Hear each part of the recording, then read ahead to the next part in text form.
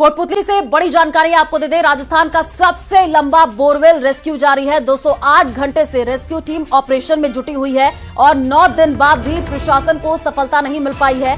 Borewell की accuracy जानने के लिए जो है जीपीआर मशीन मंगवाई गई है। एक्सपर्ट के द्वारा टनल में जीपीआर मशीन ले जाई जा रही है और बोरवेल की एक्यूरेसी का अनुमान लगाया जाएगा। ये बड़ी जानकारी आपको दे रहे हैं। बोरवेल की एक्यूरेसी के बाद चेतना तक ये टीम पहुंचेगी। तो इस वक्त की ये बड़ी जानकारी आपको दे रहे हैं। लगातार 3 साल की मासूम चेतना को बाहर निकालने के लिए तमाम प्रयास किए जा रहे हैं और तस्वीरें भी आपको टीवी स्क्रीन पर दिखा रहे हैं। ज्यादा जानकारी के लिए ग्राउंड जीरो से हीरालाल हमारे साथ जुड़े हुए हैं, उन्हीं का रुख कर लेते हैं।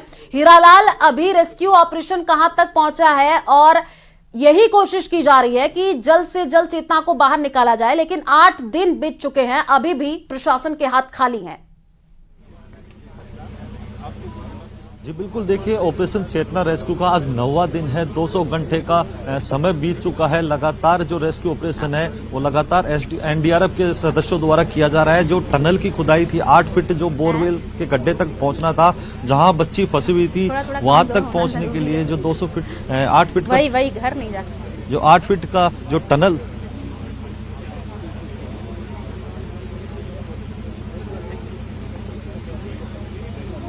कि बड़ी हीरालाल, हम देख पा रहे हैं कि रेस्क्यू ऑपरेशन तेज किया जा रहा है और वहां पर बड़ी संख्या में जो है ग्रामीण भी मौके पर मौजूद है। जो अधिकारी हैं उनसे बातचीत करने की कोशिश कीजिए, क्या कुछ कह रहे हैं।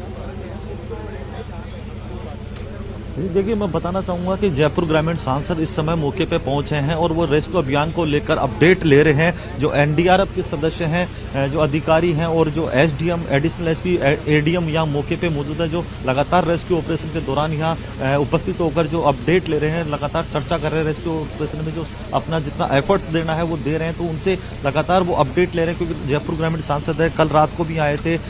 लगातार जब घटना घटी उसके बाद लगातार यहाँ पहुंच रहे हैं और उसके बाद जो अधिकारियों से चर्चा कर जो भी आवश्यक जो इनको संसाधन मुहैया कराने की बात है वो मुहैया कराने की तक भी वो कोशिश कर रहे हैं। लेकिन सबसे बड़ी बात है कि जो 170 फीट जो गहरा गड्ढा है, वहां पे जो 8 फीट की टनल की जो खुदाई करनी थी वो कल शाम को 5 बजे पूरी हो चुकी थी। आप तस्वीरों में देख सकते हैं वो गड्ढा है जहां 170 फीट का जो गड्ढा उसमें खोदा गया, उसमें 8 फीट की टनल खोद दी गई है। लेकिन जो लोकेट जो बोरवेल है वो लोकेट नहीं हो पाया, जिसकी जहां बच्ची फंसी हुई है उस जगह का लोकेशन नहीं मिलने के कारण कल शाम से जो लगातार टनल खोदने का कार्य जारी था वो लोकेशन नहीं मिल पाने के कारण बच्चे का रेस्क्यू नहीं किया जा सका था। लेकिन आज जो एनडीआरएफ के जो अधिकारी है उन्होंने जीपीआर जो मशीन मंगाई, जीपीआर मशीन से है जो लोकेशन ट्रेस की गई, उसके बाद 2 फीट की जो खुदाई करनी है वो लगातार जारी है।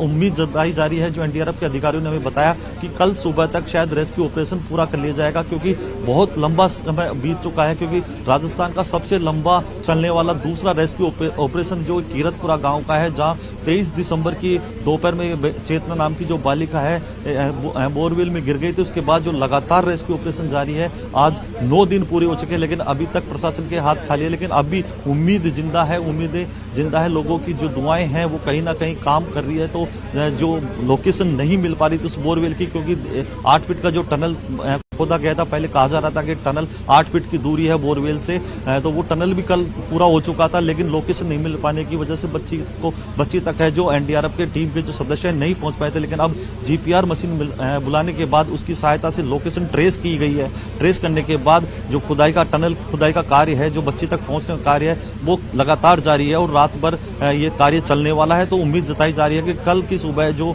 एक सुखद और खुश खबर लेके आएगी, ताकि जो बच्ची तक जो रेस्क्यू ऑपरेशन पहुंचने का किया जा रहा है वो पूरा हो जाए। बिल्कुल हीरालाल, क्योंकि परिवारजनों का भी रो रो करके बुरा हाल है। लगातार उनकी तरफ से यही अपील की जा रही है कि उनकी बच्ची को सुरक्षित बाहर निकाला जाए। आप नजर बना करके रखिए, आगे भी आपसे अपडेट लेंगे। फिलहाल शुक्रिया तमाम जानकारी साझा करने के लिए। और चलिए रुक करते हैं अगली खबर की ओर।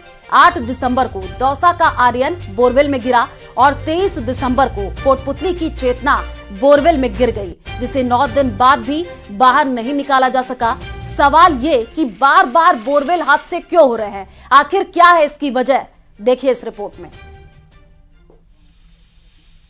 खुले पड़े बोरवेल में गिरने से देश में हर साल औसतन 50-60 लोगों की मौत हो जाती है।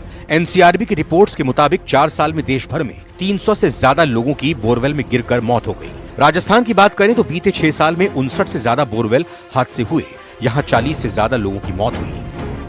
हर बार हादसा होने के बाद आनन फानन में काम किए जाते हैं। कई बार जिंदगी जीत जाती है तो कई बार मौत जीवन पर भारी पड़ जाती है, लेकिन इस तरह के मामलों को लेकर अब सख्त कदम उठाने की जरूरत है। बोरवेल की जो घटनाएं हैं बच्चों के गिरने की, ये करीब करीब जयपुर के आसपास 50 किलोमीटर के एरिया में अधिक इस तरह की घटनाएं हो रही हैं। माननीय मुख्यमंत्री जी के संज्ञान में भी है।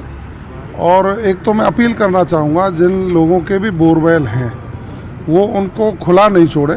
जो भी आदमी यहाँ पे फॉल्ट में था उसके खिलाफ एफआईआर दर्ज हो, उसमें जितना खर्चा लगे वो क्लेम जाए, तब जा करके लोगों की आंख खुलेगी कि भैया ये अगर हम करेंगे तो हमारे लिए ये बड़ा खतरनाक है। कायदे से देखा जाए तो महज 250 से 500 रुपए के खर्च को बचाने के लिए लोग बच्चों की जान को खतरे में डाल रहे हैं, जबकि बोरवेल को ढकने के लिए इसका कैप आसानी से मार्केट में मौजूद है। हाँ, ये जरूर है कि दौसा और कोटपुतली के मामले के बाद प्रशासन जागा है।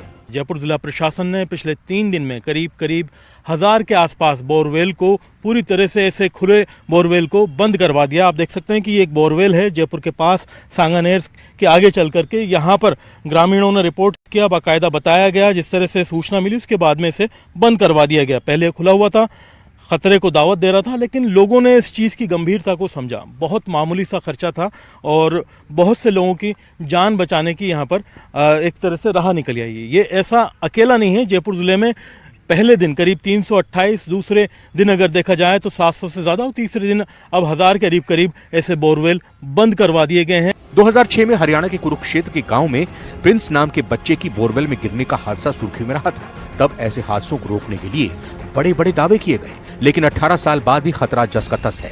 हैरानी की बात तो यह है कि 6 अगस्त 2010 में बोरवेल को लेकर देश की सबसे बड़ी अदालत ने दिशा निर्देश जारी किए थे। गाइडलाइन में साफ कहा गया था कि बोरवेल के हादसे के लिए जिला कलेक्टर जिम्मेदार होंगे। पिछले 14 सालों में ऐसे सैकड़ों हादसे हो चुके हैं, लेकिन शायद ही किसी कलेक्टर के खिलाफ कोई कार्रवाई की गई हो।